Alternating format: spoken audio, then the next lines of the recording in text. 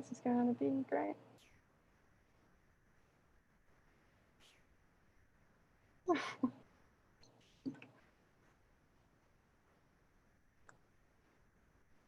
I have so many messages. Okay, we are live on a new link, so I'm going to start sharing it around now.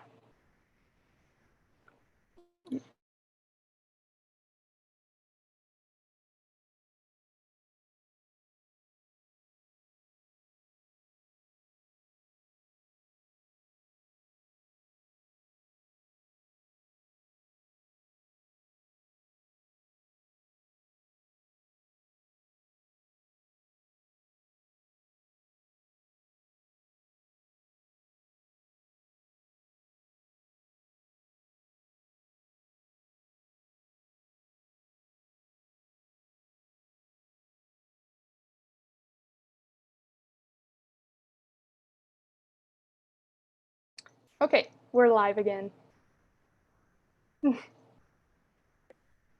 Okay, welcome back, everybody. Technical difficulties look like they're sorted. Annabelle, should we be going and start watching the premiere in 2 minutes? Yeah, and maybe I'll do the thank yous after. Okay, we're live again. Can you post a link to the new YouTube in the Zoom chat? Okay, so we are going to be posting, there's that new link in our Zoom chat. So if you hit that, you'll be able to go to the premiere, which is going to start in, I think, 1 minute. And remember, after the premiere of Connexion, this 4-part doc series, about 15 minutes long, is done, please come back to the Zoom. We're going to be hosting a wonderful Q&A with all the lovely faces you see here. I don't know if I'm in presenter mode, in which case you only see my face, and I promise there are other people that I'm talking to and not just myself, but it could just be me. I could do that for 30 minutes, but I won't do that to you this time. So I will, again, welcome you to click that YouTube link. It's in the Facebook page as well, and head over there anytime soon, because the premiere will be starting in less than a minute, because I've definitely been talking for 30 seconds.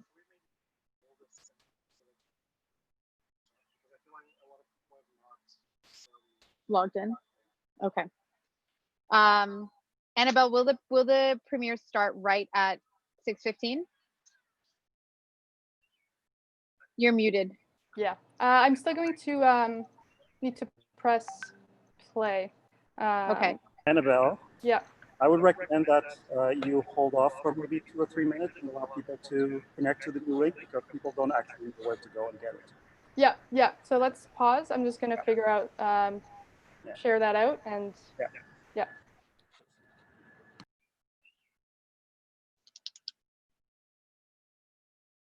When I said we start in a minute, I was just joking. It was just a joke, but I'm glad you believed me. I really can't tell on Zoom calls if you're just looking at me and my giant hat, or if you're seeing everybody laughing at me in my giant hat. So I don't know how to play with you right now, but I'm enjoying myself. I'm tanning, and I am wearing sunscreen, SPF 30, SPF 40 on my face. I wear sunscreen all year, including in the winter. Highly recommend if that's not something that you have in your skincare regime. That's not what today is about, though. But sun, important part of play, because that's what you do when you're outside. I played today. I played on my bicycle, and that's why everyone likes the summer so much, because the summer feels quite playful. Again, we are just waiting for a fresh link. I promise you won't have to listen to me tell you about my inner thoughts. I mean, I'm going to tell you that's an outer inner thought, because you do not want access to my inner thoughts. They are special. But we will be getting a fresh link, and we're just giving people a little bit of time to log in. So if you see the link in the chat box, feel free to go there and wait for that countdown. You do not have to listen to me fill time, but you can if you want to as well. I have the gift of gab, so I'm not shy to talk, but it's relatively unnecessary. But I would say that if you are still in the Zoom call, you probably should click the YouTube link, and you should probably head over there. I'm going to do that now. And yeah, we'll see you after. Remember to come back here as soon as the premiere is done. We will be hosting a Q&A. So see you all in somewhere between 15 and 17 minutes.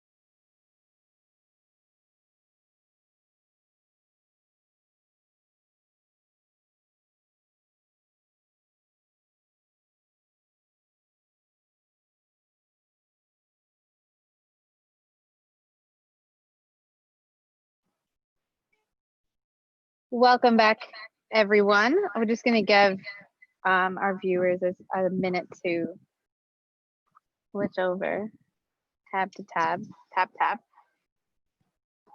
I'm going to make a really bad tapping joke, but I don't know what the PG rating of this is, so I'm going to save it for later. Connexion after dark. Also, I think it's pronounced connection, but I always call it Connexion, and like I don't care. So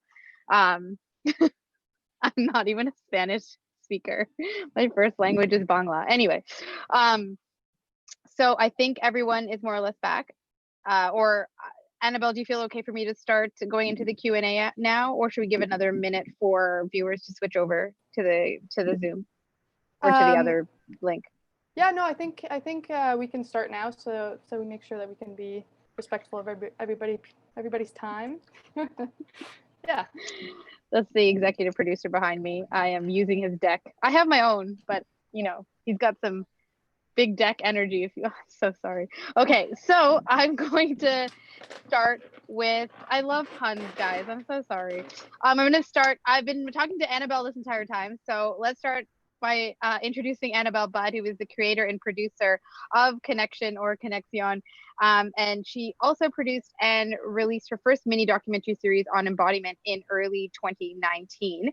She also has held creative and communication roles in media, international organizations, and in charitable organizations, which all have a connection theme. Before I go in and introduce everybody else, Annabelle, do you want to do your thank yous? Yes, thank you. So thank you everybody for your patience, first of all, with the tech difficulties. Of course, they were to be expected, I assume, but thank you for still being here. I really appreciate it. So there are so many people that helped make this project happen, and each and every one of them deserves a virtual round of applause and a real life round of applause. And although we don't have time to go through every name because that would take too long, I do want to thank in particular the Center for Social Innovation, Last Draft Inc., Jean-Martin of Barnyard Studios, everyone who donated on Kickstarter. Thank you so much for that. I also want to thank the Government of Canada, Taking IT Global, and Rising Youth for additional financial support. And of course, last but absolutely not least, I want to thank the absolutely brilliant cast and crew, some of whom are on this call with me tonight. And this includes our amazing production assistants and every volunteer who participated in filming these episodes. I feel really, really lucky to have worked with everyone on this project. And a particular thank you to Amanda Wand, Tainomi Banks, Shakura Saida, and Jason Flower for their insights and their beautiful take on life and play. And everyone, of course, still watching. And if you didn't get a chance to watch the whole premiere because of said tech issues, I will make sure to share a link so that you can watch everything in its entirety. So that's all for me. Great. So we will go on with the rest of our introduction. Thank you so much, Annabelle. Again, Annabelle is the creator and producer of Connection or Connexion. On your screen also, when I don't know exactly what people can see, but as I introduce our cast and crew, maybe give a little wave. We've got PJ Martellino, who is the executive producer of Connexion. He is a Toronto-based filmmaker and the founder of Anatomy of Restlessness Films, a production company behind Connexion as well. He's also worked as well, I don't know what he hasn't done, but on the list I have right now is journalist, editor, social scientist, and political advisor. And he dedicates himself to cultural production and all sorts of cinematic awesomeness with social impact. His latest endeavor is a 2-week-long digital conference about representation, resilience, and vulnerability of the cultural and creative industries post-pandemic. I don't know if we're post just yet, but it's called Future Now, Rethinking Culture. It's free and it kicks off tomorrow. So you can follow at Future Now CV on Facebook, Twitter, or Instagram. Our director is the lovely Sunita Maya Muganza, who is a socially conscious film producer and director. Her debut short documentary, Badassery, which is a great name, is a tale of unapologetic women disrupting Toronto's music industry. And she is the director of Connection. And also on our screen, I don't know where on your screen, but right under me in my Brady Bunch, is Amanda Wan, also known as Mando, a Toronto-based visual storyteller that believes in the power of process through creation.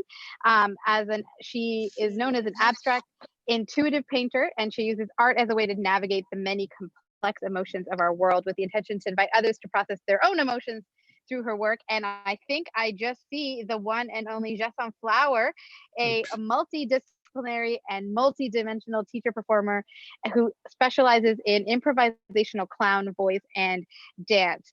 So those are the lovely humans we have with us today.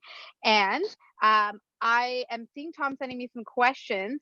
I would normally never go on my phone during one of these, but I'm only doing it because Tom's texting me, and I wouldn't talk to anybody else, just Tom. Tom is actually the moderator of our chat, not my therapist or anything. So I definitely have some questions coming in from the audience, but I thought I would throw out a couple. One, I have one for Annabelle. Maybe Annabelle, there's something called Connexion, or my pronunciation, Connexion cards. Can you tell us what those are and how people can use them or get access to them? Oh, sure. So connection cards are another kind of facet of the Connexion project. And basically they're all handmade, unique decks of question cards. My partner makes a lot of the designs. I actually have a few here that I can show you. They kind of look like this when they're in the making process. So each deck is unique, and basically their purpose, which is kind of the Connexion purpose more broadly, is to get groups together in new ways, and particularly groups of friends or family members who generally we assume that we know those people really well, but that is far from the case. So it's a way to reignite curiosity and reignite kind of new conversations and new questions that maybe you don't think that you need to ask the people who are closest in your life. So that's kind of what those are for.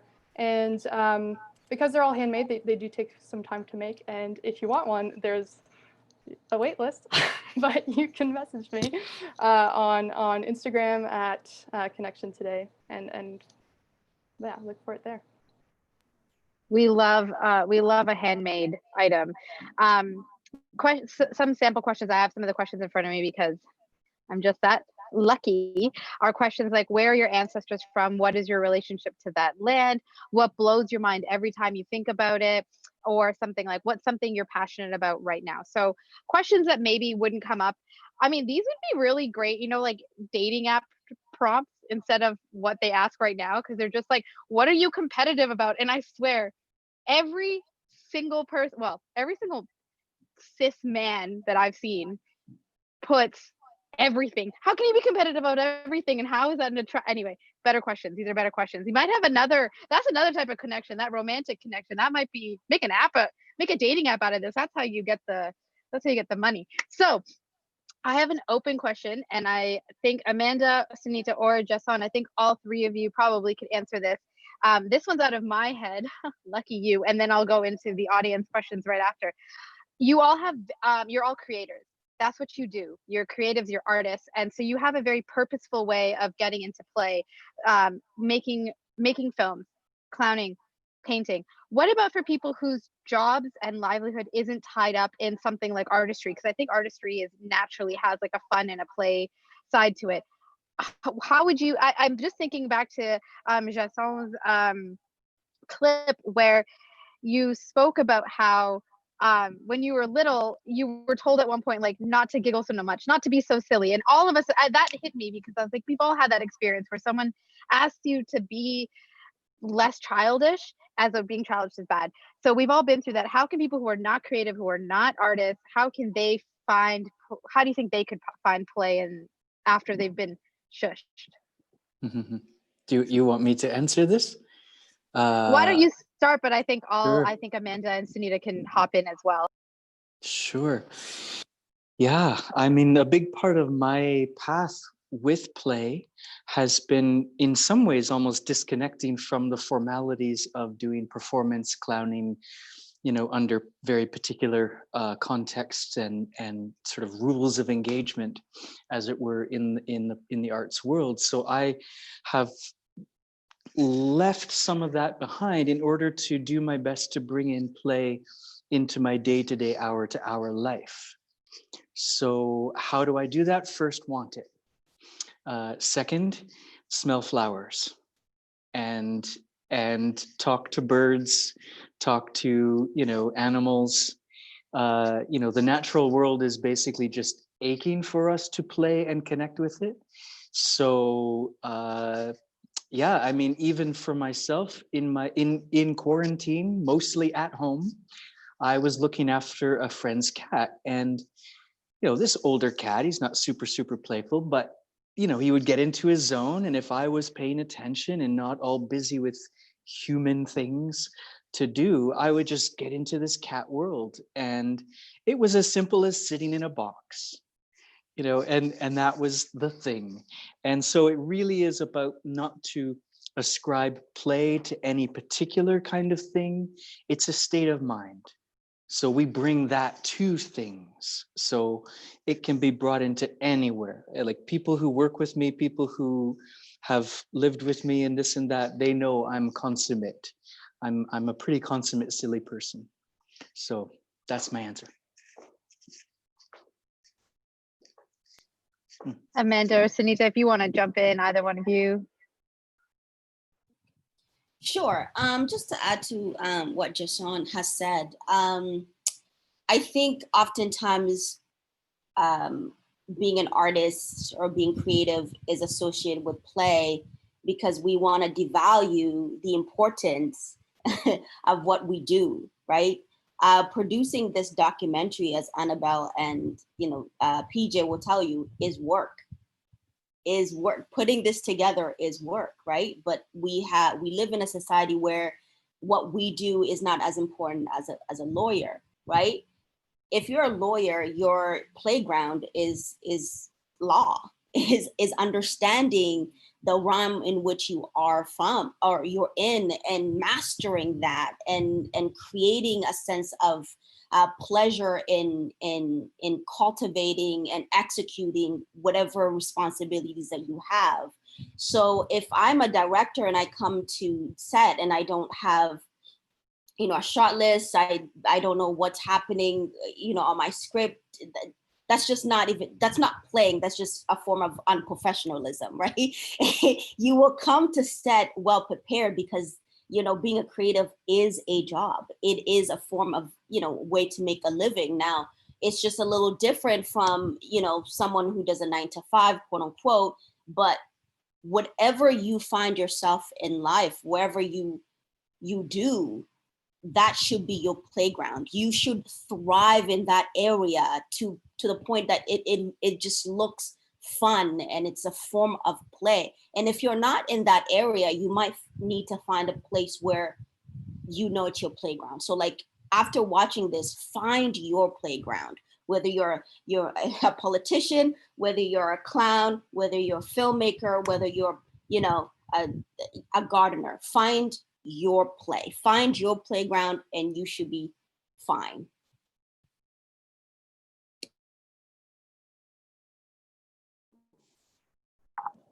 Amanda, did you want to jump in before we go to another question? Sure. The only thing that I would add is that I think play can be found even in conversations with humans. And for me, I'm an extroverted person, so recently I did a social distance pride hang here and I got like such a high off of seeing more than one person. Like I was like buzzing for days. So I think there are ways that you can play with people no matter what your job is. And the other thing I would say is don't hold yourself off from creativity. I've met some of the most creative people who did not call themselves creatives, and they were creating in their own ways. It happens in every single thing that we do in our lives, and we just don't even recognize it. Kind of what Sunita was saying, because it's downplayed in society. So I just think allow yourself to play. Like I do workshops with people where I just say, don't worry about what the paint looks like at the end. It's about how you feel while you're doing it. So don't hold yourself back from creative things because you think you're not good at it. Think more about what does it feel like? And if it feels good, then it's probably closer to play.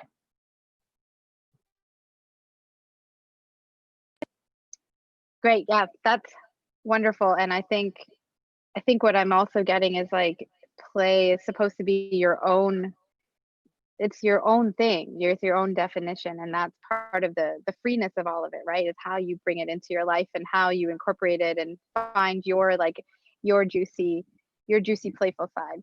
I've got a question for potentially either Annabelle or PJ, which is how did you choose who was featured in these episodes? PJ, do you want to take this one? I just want to cut in and just say I paid them lots of money, and that's all I know. Annabelle, do you want to go ahead? Sure. How did we pick? Yeah, I mean, the project started with the theme and the idea of play, and from there, the goal was really to find as many kind of different angles and eyes and ways to understand it as possible. And so it was really it was really evident in when I was starting to have lots of conversations with people, because when you're starting a project on play, you ask your friends, like, okay, I'm doing this project, like who is playful in your mind, like who are the playful people in your life, like what does play mean to you, and from there I got a lot of feedback from my friends that Amanda Wan was one of the most playful people they'd ever met. A lot of great things that I heard about Amanda, so I knew from there that was like an easy choice. And around that time, I was also having a lot of conversations about clowning, and the word clown and clowning just kept popping up in my life, even though I knew very little about it. And one day I was at a random part, like CSI gathering, and somebody introduced me to Jason, and like, oh, like Jason, he's a clown, and he does clowning, and it was like, okay, wow, like this is perfect, just like circumstance, and then I was really keen on having a musician as part of the series, because we always talk about playing music, playing instruments. That's really part of our language with music there. So I wanted to speak to somebody who was engaged in that work, and Pedro knew Shakura from there. And then yeah, drag is probably the one that stands out from the theme a little bit more. And for me, the importance of talking about drag was to show that you can also play with identity and play with things that are so much less perhaps tangible. So that was kind of the rationale. Great, thank you. I mean, it's a lovely spectrum of play, and they're so different, and so good choices. A question for really anybody can jump in on this one. How, and you got to ask a COVID question, right? How has your relationship with play changed in the times of COVID-19? If at all. If it didn't, tell us why. I will cut in. Yeah, it didn't change a whole lot, except for just a lot more focus with, like I said, the indoor cat that I was looking after. But because I've spent a lot of time alone, and I really kind of value that inner grounding, that falling in love with myself kind of thing. So it just gave me more time. I would go out for walk twice a day kind of thing, so more walks, and during walks I tend to get into like play, and it reminds me of when I was little, and whenever I would go walking, anything that was around that I could swing on or jump on while I'm walking down the sidewalk, someone's little edge front or a signpost or whatever, or a flower, or even in the wintertime, kicking stuff. So while I'm walking, so I'm walking a lot more during COVID, and playing with nothing, like playing with just having the mind of openness to play is play. So yeah, I just got a lot more of that, a lot more of the inner version of it. Yeah. Amanda, can I hand that question to you next? Sure. Well, at the beginning, it's definitely changed it for me. I am a very extroverted person. I have a lot of friends and I like seeing people. So not seeing people just in general has shifted how I've navigated my play with my artistry, in a good way and a bad way, I think. Part of it has slowed me down a little bit. So my play has been slower. It hasn't been as sporadic. I started writing poetry again. Like I used to write spoken word like 10 years ago, and I started writing that again. And I started sitting with my paintings a lot longer, and I guess having more personal play with them as opposed to external play that I think I'd been doing, because I'd been doing a lot of workshops and some lessons for kids and stuff before. So I think it brought me back to more of a, as bad as it's gonna sound, play with myself, but seriously, just like allow myself to have time to just like enjoy what I bring to the table without any other voices there for myself as an artist. And I don't think I'd given myself a lot of that time before. So it definitely shifted in that way. And yeah, finding more joy in the simpler moments as opposed to trying to chase them when someone else validated it, I guess, is how it shifted my play a bit. Also, thumbs up for playing with yourself, whatever that means to you. Thumbs up, you know, whatever fingers you need up, go on with your bad selves. Following from that is another question that says, I think it follows for this. What do you think is the particular function of play, or what could be the particular function of play during moments or times of hardship? And how do you play during moments of hardship without invalidating those hard and heavy moments? So I don't know who wants to start with that one. Should we? Oh, okay. PJ.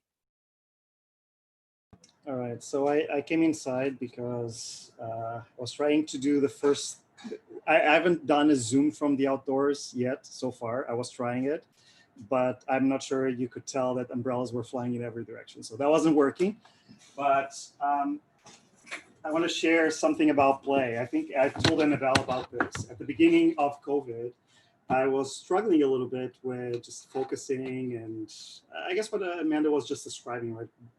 All of it was so new, and you're kind of trying to find your groove and you're not able to, and then you go into this spiral. What's wrong with me? Like, there's nothing wrong with you. This is just messed up. So anyway, I decided to get myself a play box, and I call it my COVID play box, TM. So see what it is? It's an old film reel box. I put a bunch of stickers in it, and it's going to be too complicated for me to show you what's inside. So I'll just tell you. When you open it, there's coloring books for adults and the respective pencils. There's novels, like the novels that you have on your table that you haven't read yet for a while because, I don't know, you're reading a political bio or something like that, which does not really take you away from COVID right now, I don't think. There's Lego. There's, what else? There's drawing implements, and there's connection cards. And I even got myself like a complex fidgeter. Now, I have not actually been able to use it. I got too busy. By the time I finished it, I had gotten too busy even during the pandemic. But the fact that I put it together and that I put a label on it that said play with 2 hours a day actually helped me. So it's right behind me. I see it every day. Every time I'm on a Zoom call, I can see the box right behind me. And so I have the choice of using it. It's a reminder of something that I can do to just get out of this routine, this wheel that we thought we were getting out of. But COVID hasn't really changed a lot. I mean, if anything, we're just more tired because we're spending 5 hours on Zoom, present company excluded, of course. So I don't know. That's I don't think this is a complete answer. This is just my answer about the importance of play during COVID. I don't know what it is. I feel like I've been working a lot over the last couple of months, but at the beginning, when I wasn't really able to work, I figured I need to distract myself. This is how I got myself to go back into a stable place. Well, play as a distraction. That's definitely. Oh, oh my, I think Jason wants to say something. Yeah, I just want to really uh, check in with the main point, which is about invalidating or potentially invalidating. Because I'm a clown, because I'm a consummate silly person, whenever anything becomes too serious or in any way imbalanced, my spidey sense will start going, my clown sense will start going. So if anything is too extroverted and brouhaha and everyone's doing this thing and it's kind of a mob mentality, well, I'll be the opposite. I'll go and sit in the center of the craziness and just sit there and meditate or something. Or the opposite, if everybody is a little bit too withheld, I'll break in and do something crazy. And that's in me. So when something comes about and there's a lot of sadness or grief or anger, obviously I want to lighten the mood. So obviously that sense still comes up to bring it back to balance, but I have to be, because not only are the emotions, I know what those feel like and the seriousness I can feel about them, but also I know that when people are in something, I have to be just that much more sensitive.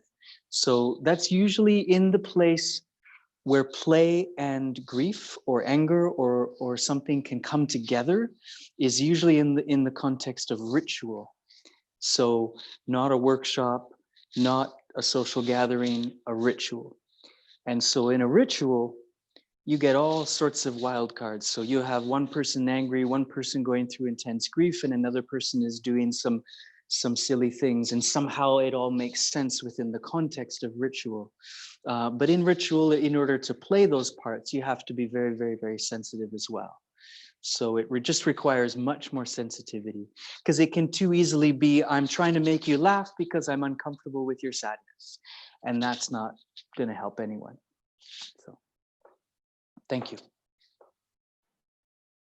Thank you. I was thinking a little bit about how some people laugh at funerals, and about how like heavy, your emotions are coming from the same part of your brain, all your different emotions, and they're affected in different ways. And so this, the same kind of stimulus that can make you feel sad can also make you feel like sad happy, and it's not necessarily a bad thing to smile or laugh even in painful moments. It's not necessarily an invalidation at all. It's really just your body's reflex, and maybe even a little bit of an evolutionary sort of response to be like, we can't just, I mean, break down when you need to, but we can't just be always breaking down. We need to be sort of, life is like blacks and whites next to each other, right? Like good things and bad things, hardship and good ship, like all of it near each other. So all of that it's all very fascinating, and how the brain processes pleasure and pain. I mean, anyway, okay, again, that's for the after dark version. What else have we got? Okay, so I think this might be our final question.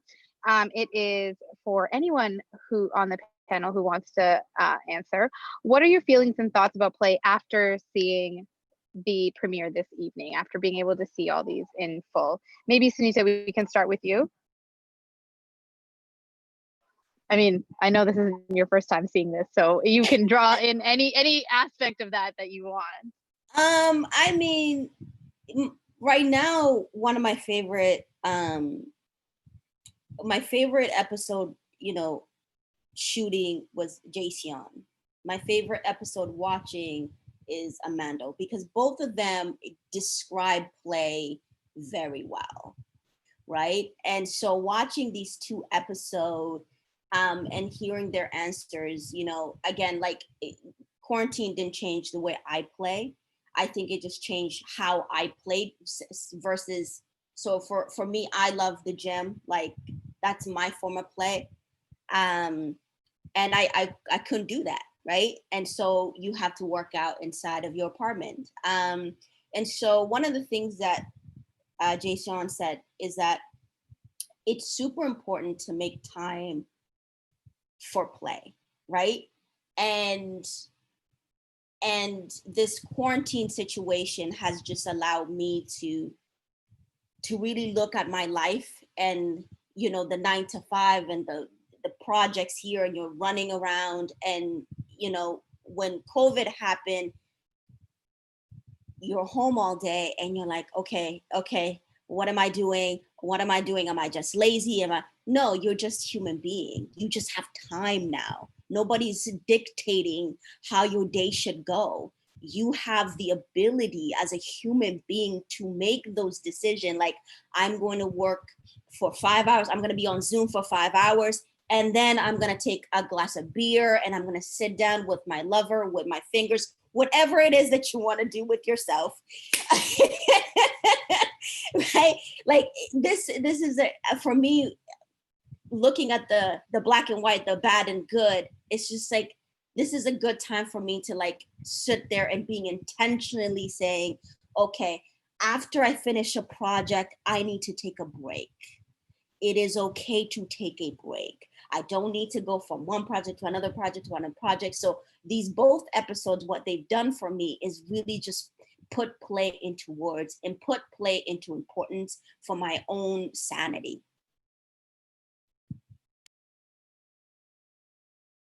I love how so much of like the self-love is like being integrated into this. Maybe that's your next project, Annabelle, is like the connection with yourself, or whatever parts you're working with. That's all the time that we do have for today. If you loved this doc, if you love these beautiful human beings, because like honestly, look at them. What? Just give us a poll. Look at these people.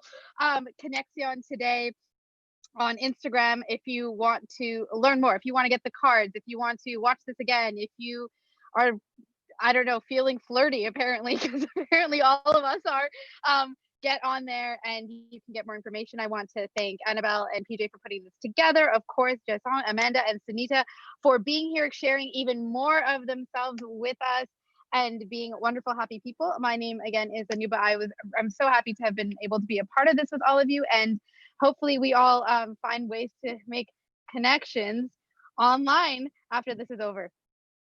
And it's over now. So go do that. Good night, everybody, or morning, depending on where you are.